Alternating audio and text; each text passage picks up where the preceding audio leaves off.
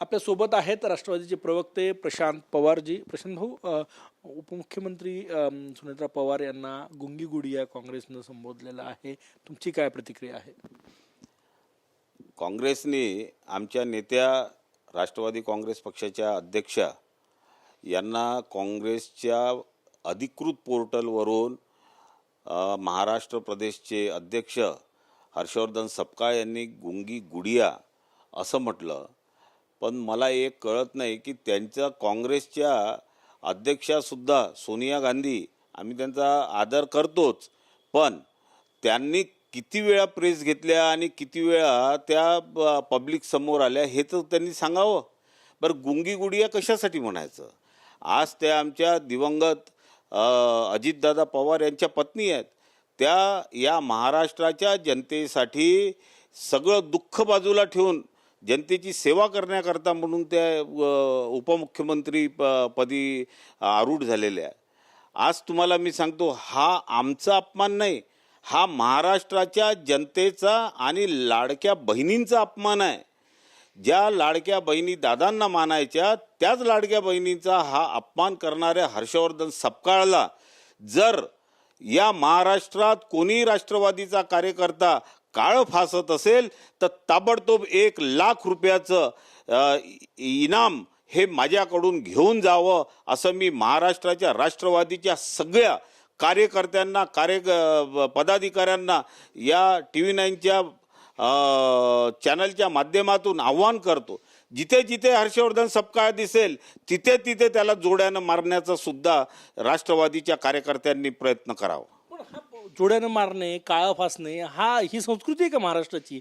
तुम्ही प्रोत्साहित करताय कार्यकर्त्यांना चुकीचं कृत्य करायला?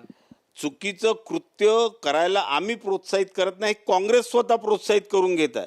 ज्या काँग्रेसचा जनादेश नाही आहे त्या काँग्रेसच्या अध्यक्षांनी जर एका महिलेचा असा अपमान करणं काही बरोबर आहे का? आज त्या या महाराष्ट्राच्या पहिल्या महिला उपमुख्यमंत्री आहेत आणि का बरं त्या तर सकाळी 6 वाजेपासून काम करतात जसं दादा काम करायचे. कुठे त्या मागे पडलेल्या? बोलतील ना, समोर बोलतील. आता का 6 महिने झाले, जेव्हा ते बोलतील त्यावेळेस काँग्रेसला तोंड दाखवायला जागा राहणार नाही असं मी या ठिकाणी सांगतो. तुम्ही कार्यकर्त्यांना हे चुकीचं आव्हान केलं असं वाटत नाही? नागपुरात बिलकुल नाही, चुकीचं काही आव्हान नाही आहे. ज्याला जशी पाहिजे तशीच शिक्षा मिळायलाच पाहिजे.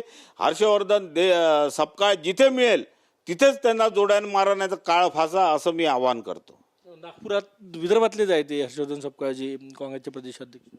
हो, तो विदर्भातले आहे म्हणून ते काही बोलतील का?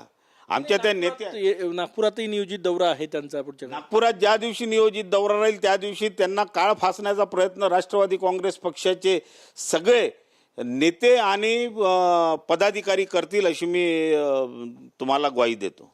कधी काळी काँग्रेस राष्ट्रवादी एकत्र सत्तेत होती महाराष्ट्रात. काँग्रेसची आतापर्यंत अशी संस्कृती राहिलेली नाही किंवा कुठल्या महाराष्ट्रातल्याच राजकीय संस्कृतीला शोभा देणार हे वाक्य नाही असं देवेंद्र फडणवीस जी मुख्यमंत्र्यांनी म्हटले, सगळ्याच नेत्यांनी म्हटलंय. नाही, एकदम बरोबर आहे. मला एक कळत नाही की काँग्रेस ही तशी पण तळागाळाला पोहोचलेली पार्टी आहे आणि हे ज्या पद्धतीनं हर्षवर्धन सपकाळ बोलत आहे ते नैराश्यातून बोलत आहे हे आम्हाला माहीत आहे. कारण की त्यांना ते प्रदेश अध्यक्षपद काही जमून नाही राहिलं आहे. ज्या दिवसापासून ते आहे ते काँग्रेसचे लोकच त्यांच्या विरोधात आहेत ना, म्हणून काय कोणाला काही बोलायचं का? आणि त्या महिला आहेत, बोलायचं आहे तर एखाद्या तुमच्या पुरुष नेत्याला बोलून पहा ना, मग काय होतं तर समजेल. मग काय राष्ट्रवादी सुनेत्रा पवार यांच्यासाठी मैदानात आहे, कठोर पावलं उचलले जाणार असं वाटतं? 100% मैदानात आहे. त्या आमच्या वहिनी आहेत, आमच्या दिवंगत दादांच्या पत्नी आहेत. त्याच्यामुळे आम्ही त्याला हर्षवर्धन सपकाळला सोडणार नाही.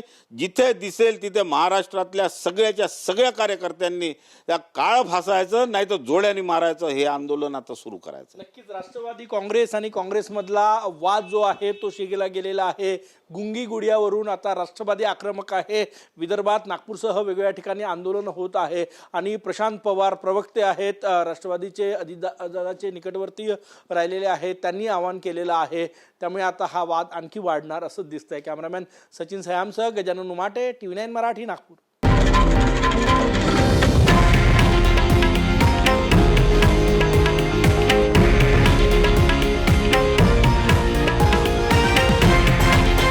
हे आहे देशातील नंबर 1 न्यूज नेटवर्क आणि आपण पाहत आहात TV9 मराठी, एकमेव.